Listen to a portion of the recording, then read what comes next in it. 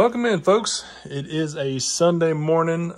Snow is hitting the ground for sure outside. It's really cold. So I'm actually going through a lot of my error coins. I'd mentioned to a couple of folks that were online, they were wanting to see more about what is actually variety, what is actually error, what is actually accommodated into the red books or PCGS or Variety Vista, so forth, so on. So I went ahead and got my error book out. This is basically, I think 6 or 7, 8 pages here of just nothing but error coins that I have stacked in here. Everything from spinning horses to extra lamination errors to, die chips on the hats, DDRs, so forth, so on, stuff that I've got from other subscribers also on top of here. So I was just wanting to mention to y'all, there's a big difference between what is in the book as a variety.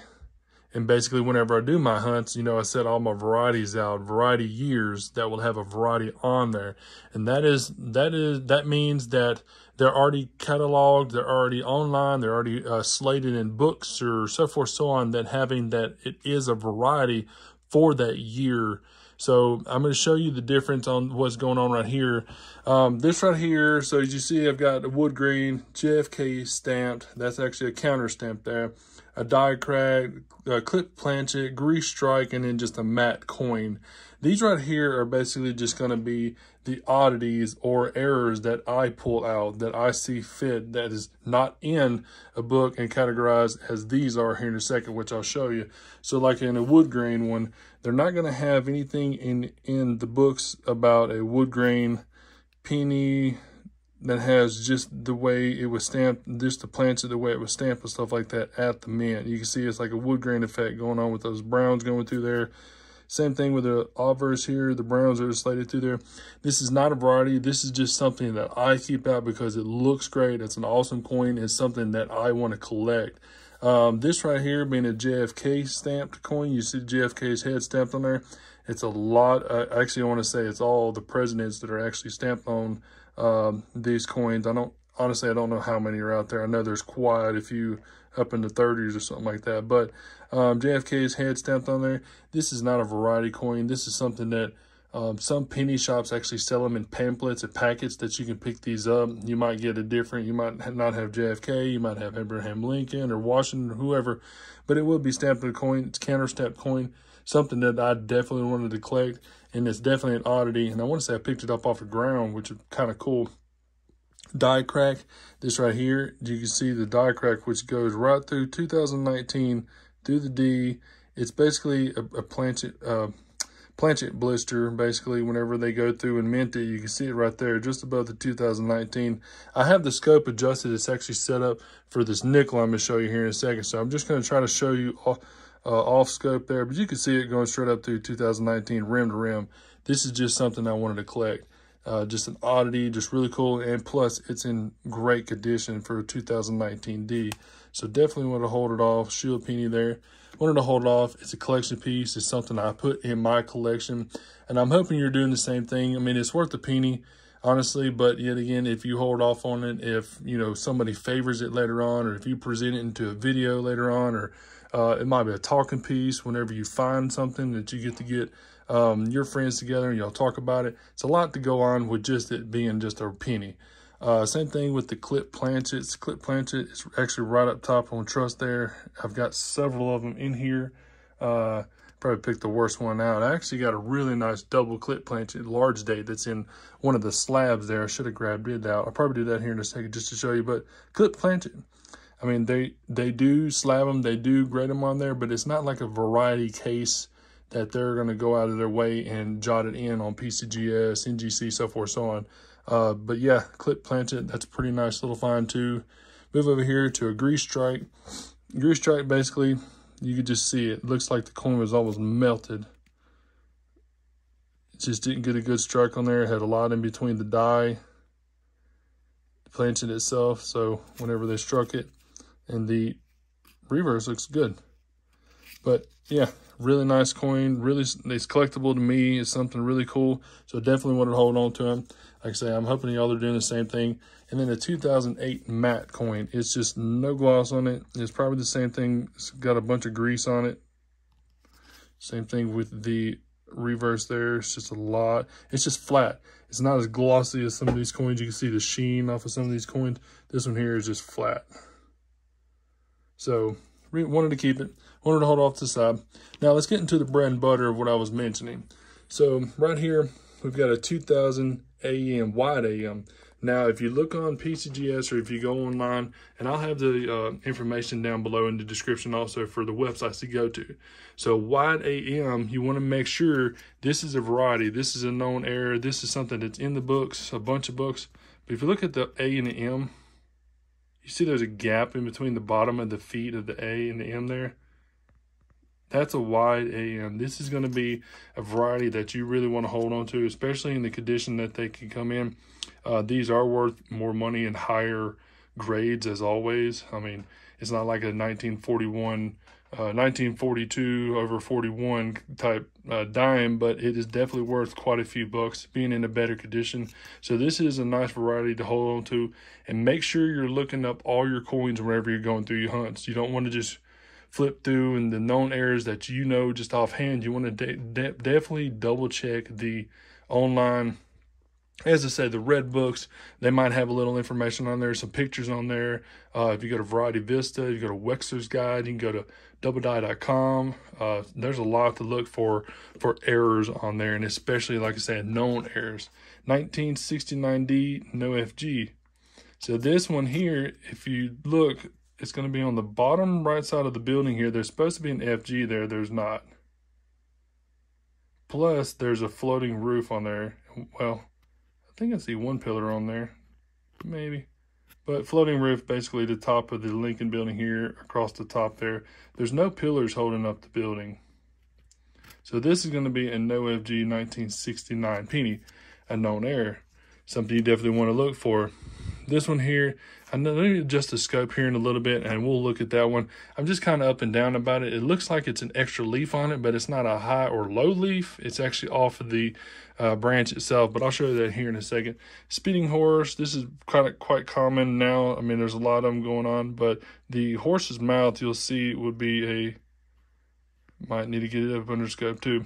We'll hold off on that one too, see if we get it up under the scope.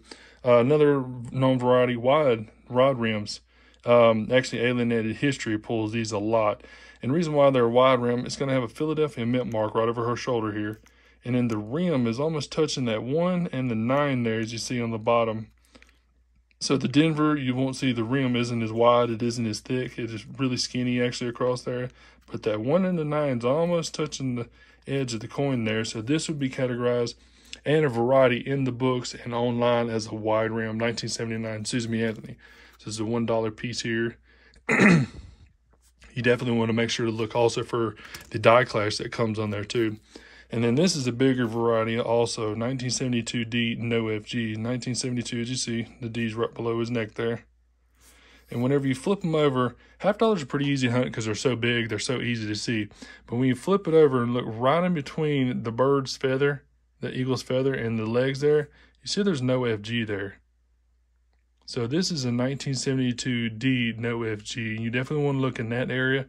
I mean, even in the worst condition, these things can still bring 20 bucks, $25.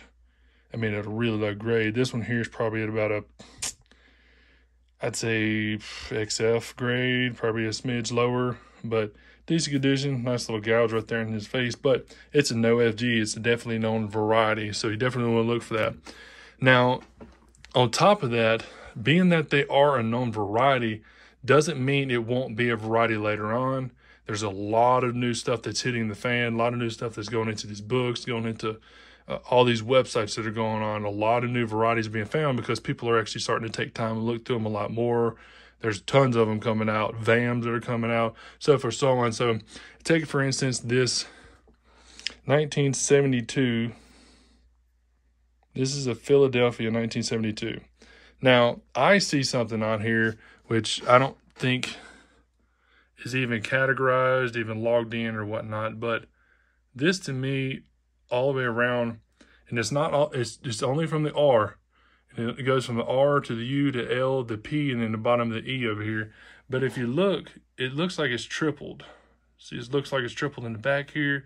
It's tripled inside the U. So you got the U on top here, You got that lighter one that's right here below it, and then the one that's furthest down here. Same thing with the R. You got the R that's on top, you got the secondary layer, and then you got that third layer. Same thing with the L, same thing with the P on the bottom. The inside of the P, you can see the first strike, the second strike, and then that third strike. And then it goes over here to the E also, which is actually elevated from the top here and in the inside of this E portion and the bottom of the E. And I don't think it may be, but possible TDR, triple die reverse. And there's only a couple of years of them that have that. I'm not seeing it anywhere else across there, but not really any splitting or anything on there. But that could be a known variety if this actually came out to be a TDR. I mean, that stands out boldly. Plus, it's a really, really, really nice 1972 Philadelphia. So, yet again, even if there's a variety in the books, even if they're already logged in online on PCGS, as I say, because I use that a lot. It's really easy to click through PCGS. It's easy to flow through. NGC's working on me. You got a lot of websites on there, like I say, that have these varieties, but sometimes they don't. And I'll show you one here in a second that wasn't in there, but that's in the case there. And I'll also get that double clip planchet out to show you. Let me go ahead and adjust the scope, and I'll get these couple ready to put up under the scope to show you there. And then I'll also show you these 3 slabs that I've got to let you know a little more about my collection. Okay, back in. So as I mentioned, there could be coins that you have. Let's just go ahead and just show you this one real quick. But that's the large date double curved clipped. It even shows you the weight. So you can see on top of We Trust up there and down by the jacket there, got a nice little clipping out of the penny itself. Now this won't be categorized as a clipped planchet because they'll put it on here as a suggestion that this is what it is for the coin, but it's not going to go into a book anywhere as a clipped planchet. That's not going to be a variety. It's just going to be nice for them to have that on there for you to collect it, because it is definitely a collector's item. So that's pretty cool that they posted it on there. Now this right here is one thing, and I've showed this several times in my past videos. This is through PCGS. I didn't have this graded. XF40 arrows, F105 and HUV.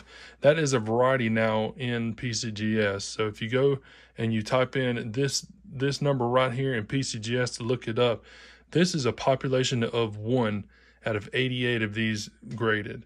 This is the only one in F105. I bought this online for $18, and it is hand carved between the work and dies. And what it is you can definitely see the arrows. One arrow is actually touching the bottom side of where she's at, and this left arrow over here is actually wide. You can see the difference in the arrow size, the date, and everything also. So a big difference of not knowing what you have and you're just throwing it into the bag and taking it back to the bank, or actually doing some research on it. And like I said, this right here was off of a whim. This was $18 for this dime, and then I had it graded and slabbed. I think it was like $16, $18 to get it slabbed. So phenomenal coin. All in all, really, really, really excited that this came out to be what it was. And yet again, I didn't know, but you just don't want to throw your coins back without doing some information, digging in a little more, doing some research, especially talking with us online. I have my email on every video that I have going on there. It's letslookbrad37@gmail.com. So if you got pictures of any of your coins that you don't know about and you're working through trying to learn this stuff, please email me, because I then send it to 2, 3, 4 other people in the group, the coin community, to get answers. So this right here also, these 3 coins also were something I wanted. They're not varieties. They're not anything on there. I call this one the Zombie Quarter, and it shows right here environmental damage 2017 D Ozark Riverways. But the toners, I'm a fool for the toners. You can see the colorations that are on there, the purples, the oranges, and that light is right in the way, but you get the picture. You turn it on over, and the reason why I call it a Zombie Quarter, you can see right there watching his eyeball, he's got some purples, some burnt oranges all over the place. This is a phenomenal coin, and one I would definitely wanted to keep and to get graded. So definitely MS60, that's awesome. This one here was just out of prospect of seeing what I can get on the coin, if I can guesstimate if it was a 66, 67, 68 grade. And this is the best one I can find out of 2 boxes. That's a Wilma Man Killer. So this right here It's no varieties or anything on it, just something I wanted. So I went ahead and kept it, and I went ahead and got it graded. So I got an MS66, which is pretty high. It's really nice condition, no gouge or anything, just a little bit of light brushing on there from whenever it went through the bags or went through all the rolls and stuff like that. But really nice to get a 66 grade out of it.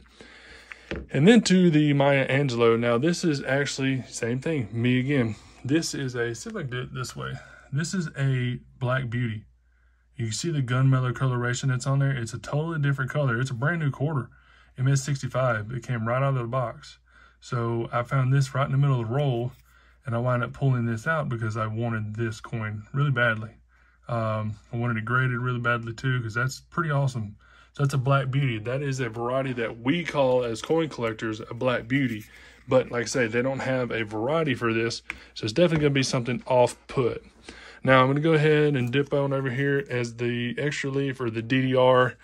My bad, first since I've got it here. This is a 2005 Philadelphia, Minnesota new quarter.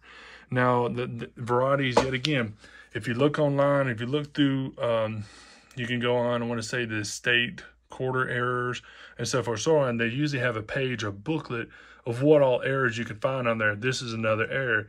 You see right here, there's a few die chips that actually stack up. That would be an extra tree. You can either have an extra tree right here in between, it comes off of this blot, or an extra tree off this way. State quarters have a ton of errors, and a lot of them are coming off of the Philadelphias. I barely ever find anything off the Denver mints. They're on there, but majority of the time is Philadelphia quarters. So make sure you're looking at your Philadelphias a little harder. But yep, that's an extra tree there. It's a different variety that's on there. The spinning course, as I was trying to show you a while ago, just didn't have the scope set up or whatnot. But the spinning horse, let me see if I can get it to tone in a little more. How about that? Well, anyhow, there's a die crack coming out of his mouth here. It comes all the way down through the C, the A. It's inside his plastic case, so it's got a little shimmer on it, but it's also got a little bit right there coming out of his nose too. But if we got a spinning horse, I've got probably 20 of these in the album there. You can see it better that way. But this is a known variety. You can go in there and you can check, and there's a known variety for spinning horse in there. And this is actually a variety quarter. So definitely want to look for those. Now, all right, over to this extra leaf for the DDR. And the reason why I think it might be just some machine doubling and whatnot. This right here is doubled out. It's actually separated, it's split here, it's actually coming out. Now the high leaf, as they say a high leaf, it would look just like this in the same pattern, but it would come out right here. It's going to come out right at the edge of the stalk and come right on out. And then the low leaf will be even further down here, and it actually comes out. So I want to say the low leaf is the better variety if you can find them. But that's interesting. I held it off to the side. I just wrote some information on the 2x2 flip to make sure I knew what I was looking at whenever I had to pull it out of the album. But definitely hold on to them. If you got any doubts on anything, make sure you make a call. Make sure to email somebody or talk to somebody about it. Because this right here could be actually something later on. So you definitely want to hold on to it. Let's move over here to the 2 pennies. I've got a couple of pennies here set up. It's a 1974, and it's funny because that's a 1974 also. This here, 1974, I just actually recently found in a newer video. And as you see right there, it's got a die clash. There's a Y right there. And there's actually some clashing right here, what it looks like to be probably inside neck of Lincoln's. See right here, it comes down through here. Probably something of Lincoln's neck or head or something like that, because his head would actually peek down here below the steps. So we got a nice die clash on here.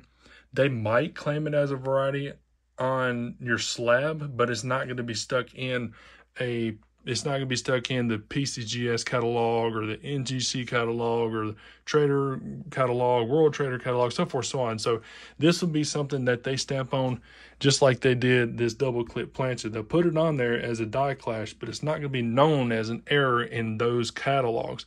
So these are actually for you to keep. So same thing for this one here. If I submitted it in, they give it a grade and then they say die clash. They'll put die clash on there, but it's not really a known variety in those bigger catalogs or the red book itself and so forth, so on. So definitely something you want to keep. And it's funny because we put this one down, we picked this one up, and I thought this one had a DDR on there, but it wasn't. The funny thing was, this is actually another Y that's stamped on there. It's kind of weird because this Y is really high, and the other one that it had just in was actually really low down here. So that was interesting. So we do have another die clash with the Y in the back of the Lincoln building there. So definitely something for me to keep. Definitely something for me to hold on to. And it's not just only the U.S. coins themselves. It's also foreign coins too. Foreign coins, there's a lot of varieties on there. There's a lot of information basically for your foreign currency, which I'm actually going through right now. There's actually silver plating that's on some of these older bills here. But there's a lot of varieties in foreign coins too. A lot of errors, a lot of stuff that goes on. I mean, you're definitely going to need to get into the older years for these.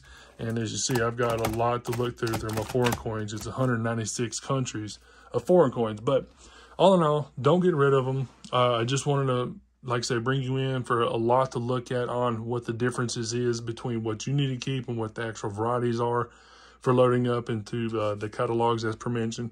But anyhow, I hope y'all liked the video. If you need any information, please, please, please just make sure you reach out, because I will circulate the emails if I don't have the answer, and we'll definitely get you an answer you need. But just make sure you hit that subscribe button.